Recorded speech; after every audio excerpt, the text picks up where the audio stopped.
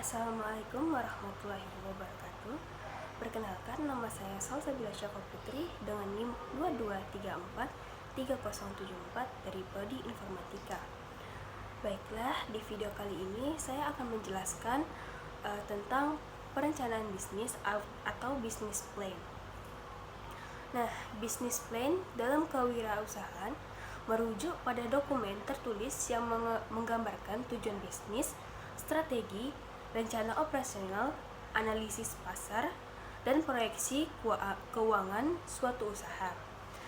Nah, ini adalah dokumen penting yang menyajikan pandangan menyeluruh tentang bagaimana bisnis akan berproses, tumbuh, dan mencapai tujuan yang telah ditetapkan. Business plan digunakan sebagai alat untuk mengkomunikasikan rencana bisnis kepada pemangku kepentingan, seperti calon investor, mitra bisnis, lembaga keuangan, atau karyawan. Nah, ini juga membantu menggambarkan visi bisnis, mengidentifikasikan peluang dan tantangan, serta menyusun strategi untuk mengatasinya.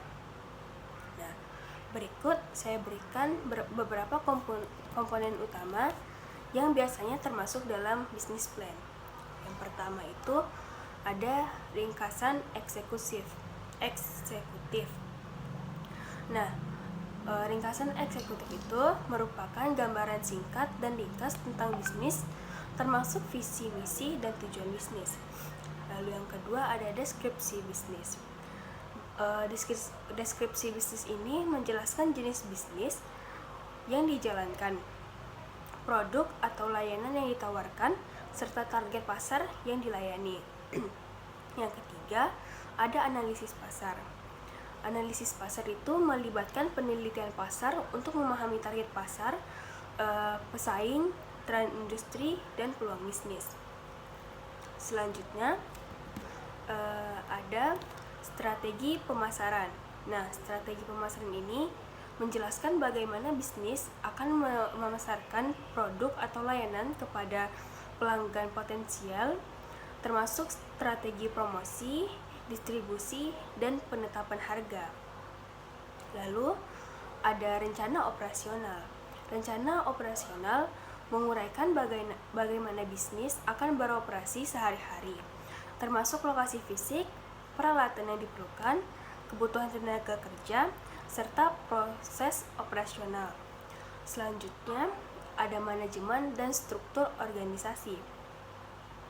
Nah, manajemen dan struktur organisasi ini menjelaskan struktur organisasi perusahaan, tanggung jawab manajemen, dan kualifikasi kunci dari pemilik atau tim manajemen. Selanjutnya ada proyeksi keuangan. Proyeksi keuangan merupakan bagian penting yang mencakup proyeksi pendapatan, biaya, arus kas, dan analisis keuangan lainnya untuk periode waktu tertentu. Selanjutnya ada resiko. Nah, resiko dan pengendalian itu mengidentifikasi risiko yang mungkin dihadapi bisnis dan langkah-langkah pengendalian yang akan diambil untuk mengurangi dampaknya. Selanjutnya ada analisis persaingan.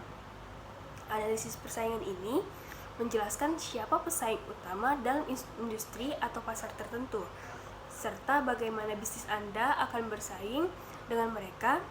Nah, ini tuh mencakup keunggulan kompetitif yang membedakan bisnis Anda dan strategi untuk memenangkan bangsa pasar. Selanjutnya ada model pendapatan dan strategi monetisasi. Ini menguraikan bagaimana bisnis yang akan menghasilkan pendapatan baik melalui penjualan langsung, iklan, langganan, atau model bisnis lainnya. Nah, dan dari sini juga jelaskan pula strategi monetisasi jangka panjang untuk mencapai pertumbuhan bisnis. Selanjutnya ada rencana pengembangan produk atau layanan. Jika bisnis Anda berencana untuk mengembangkan produk atau layanan baru, jelaskan rencana pengembangannya, lalu sumber daya yang dibutuhkan, dan juga manfaat yang diharapkan bagi bisnis dan pelanggan. Selanjutnya adalah rencana pemasaran. Rencana pemasaran atau promosi terlepas dari strategi pemasaran, memberikan detail tentang taktik pemasaran yang akan digunakan, lalu seperti kampanye iklan, kehadiran online, strategi media sosial, atau juga kemitraan bisnis yang direncanakan. Lalu selanjutnya adalah analisis SWOT, melibatkan evaluasi kekuatan, kelemahan, peluang, dan ancaman bisnis Anda. Nah, ini juga membantu dalam mengidentifikasi aspek internal dan eksternal yang mempengaruhi bisnis serta perencanaan untuk memanfaatkan peluang dan mengatasi tantangan.